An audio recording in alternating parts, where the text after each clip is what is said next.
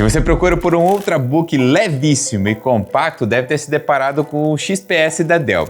É um dos melhores ultrafinos ou só mais um notebook bonito? Digo isso porque o XPS 13 mudou muita coisa. Olha só, touchpad invisível, teclado diferente, poucas portas, e isso me faz questionar se é benefício ou problema. Depois de usar ele por um mês, eu só tenho uma coisa para falar para vocês. Eu vou sentir falta quando eu tiver que devolver ele para Dell. Vem comigo que eu vou te mostrar a fantástica tela, um design super bonito, IA e como a bateria se comporta.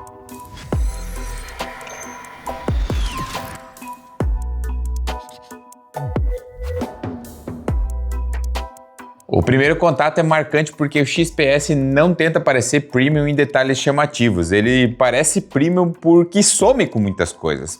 O chassi em alumínio é extremamente rígido, não há flexão ao segurar ele por um canto e a sensação ao fechar a tampa lembra mais um livro de capa dura do que propriamente um notebook. O peso é um pouco acima de 1 kg, isso muda completamente o uso diário. Ele não é só leve, ele te faz pensar que não tem nada, por exemplo, numa mala ou na mochila. Inclusive, qualquer tamanho de mochila cabe super bem. Isso define o tipo de produto que ele quer ser. É um Ultrabook super compacto, leve e com portabilidade muito boa. Abrindo o notebook aparece a parte controversa da história. O interior inteiro dele é minimalista ao extremo. O descanso de pulso em vidro, teclado sem espaçamento entre teclas, touchpad invisível e uma barra de funções sensível ao toque. No primeiro momento parece que é um conceito do que realmente um produto final, mas depois de usar ele por alguns dias fica claro que a Dell quis fazer aqui era eliminar qualquer distração visual. Não existe linhas, recortes ou textura brigando por a sua atenção. O design tenta desaparecer enquanto você trabalha, sabe? Ele não quer parecer tecnológico, ele quer parecer silencioso visualmente. Tanto que eu sinto falta que até de um LED para informar que ele está carregando ou não. E quando fechado é impossível saber se ele está carregando. Só que o minimalismo aqui foi até o extremo demais, tá? A gente conta apenas com 2 portas USB do tipo C e elas são Thunderbolt 4. Nelas você consegue praticamente conectar tudo, tá? Desde algum outro dispositivo até mesmo um monitor externo compatível. E para utilizar um mouse, por exemplo, eu fui obrigado a instalar um hub USB ou então utilizar aqueles cabos OTG de smartphone, sabe? Essa parte que mais me gerou dúvidas por aqui. O teclado elimina o espaço entre teclas e tem um curso muito curto, tá? Nos primeiros dias eu errei algumas teclas porque a minha memória muscular ela espera bordas entre as teclas, né? E depois de adaptação a digitação fica muito mais rápida porque você não precisa mirar.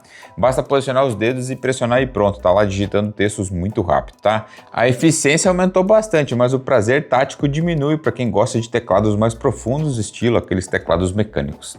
O touchpad invisível passa pela mesma curva de aprendizagem. Inicialmente você procura os limites físicos e sente falta da referência, né? Após alguns dias você nem percebe que está navegando certinho pelo touchpad e funcionando muito bem. A barra de funções sensível ao toque é o elemento que mais me dividiu aí ideia se era bom ou ruim. Visualmente ele limpa o design, né? Mas perde aquela precisão de quem tem os atalhos constantes e utiliza isso com frequência. Aqui a resolução foi bem clara, não é a melhor nem a pior, é um pouquinho diferente ao meu ver isso aqui, tá? Quem se adapta ganha fluidez e quem não se adapta perde o controle total. Você vai precisar digitar uma tecla para trocar as funções, é como se fosse um teclado minimalista que a gente está acostumado, tá? Ao ligar o notebook, a tela muda imediatamente a percepção do produto. O painel OLED com resolução 3K em apenas 13.4 polegadas cria uma densidade absurda de pixels.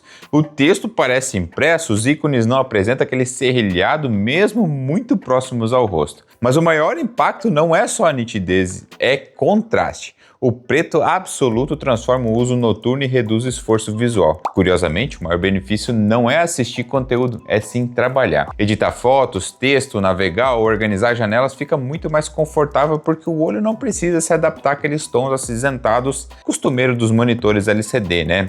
A capacidade de reprodução de cores é 100% do DCI P3. O que, ao meu ver, é ótimo para editar imagens e vídeos. Outro ponto importante é que a tela não tenta ser exageradamente brilhante o tempo todo, ela tenta ser consistente. Em ambientes internos ficam perfeitos e externos ainda são utilizáveis, mas o foco claramente é produtividade prolongada e eu sei que você não vai utilizar o notebook no sol, né? Lembrando que essa tela aqui também é sensível ao toque, E faz total sentido, especialmente se tratando de um notebook pequeno. O toque na tela facilita muita agilidade quando a gente não está com o mouse e especialmente quando estamos utilizando ele no colo. Por fim, a gente conta com apenas 60 Hz tá, de frequência. Pouco ao meu ver, mas equiparado com os concorrentes diretos. Vai lá, MacBook também tem tela de 60 Hz, né?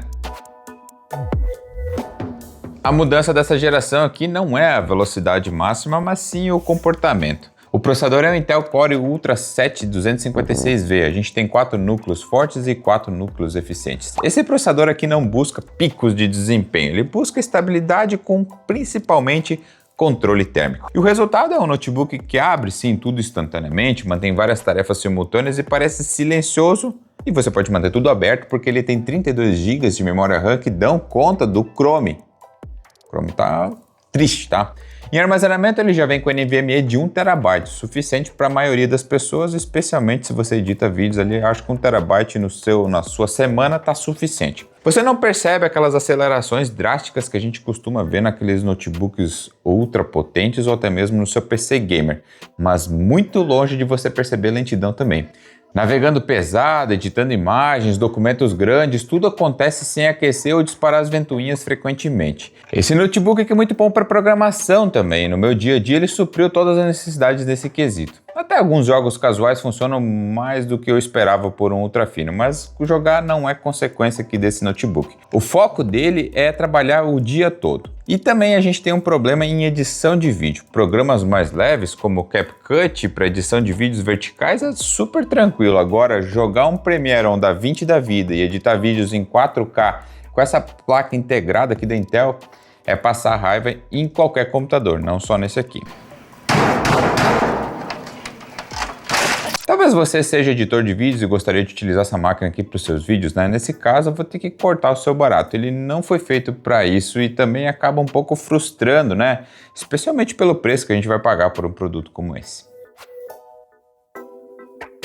Aqui entra alguma coisa que você não abre manualmente. A IA é um sistema e não um aplicativo. É basicamente um comportamento, tá? Em videochamadas, por exemplo, o enquadramento acompanha o movimento, o olhar é corrigido, o ruído também é removido sem afetar o desempenho.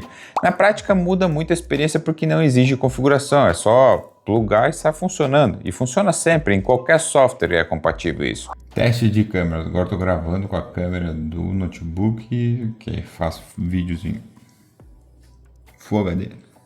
E com o microfone também. Então, se o editor quiser colocar isso aqui depois lá no vídeo, ele pode colocar também, tá bom, editor? O computador entende o contexto da tarefa e ajusta aí os recursos automaticamente. Já em edição de imagens de vídeo, por exemplo, seleções automáticas, remoções de objeto, tudo isso funciona melhor quando o software consegue jogar esse processamento para NPU. Não parece que o notebook ficou mais poderoso, mas parece que o software ficou mais leve, se é que você me entende. Algo ainda mais útil para quem trabalha é transcrição de áudio. Imagina se você teve numa reunião, tá? Gravou todo o áudio, depois você jogou ele lá no Audacity. Olha só. Aqui eu peguei um exemplo de um vídeo que eu tinha acabado de gravar aqui para o canal.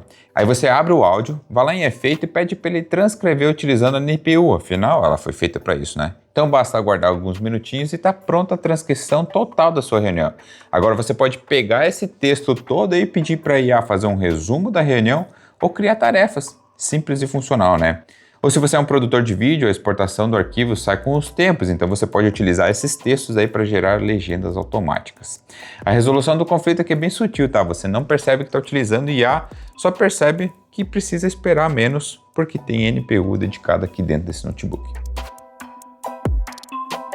O comportamento da bateria combina com todo o resto do produto, ela remove aquela preocupação. Fato. Em uso misto de trabalho real, assim como eu passando editando os roteiros de texto, fazendo edição de imagens, trabalhando pelo site, o notebook atravessa um dia inteiro sem necessidade de tomada. Muito bom, pelo menos ao meu ver, tá? Mais importante do que horas absoluta é previsibilidade. A descarga é constante e você aprende rapidamente quanto tempo está disponível ainda de uso.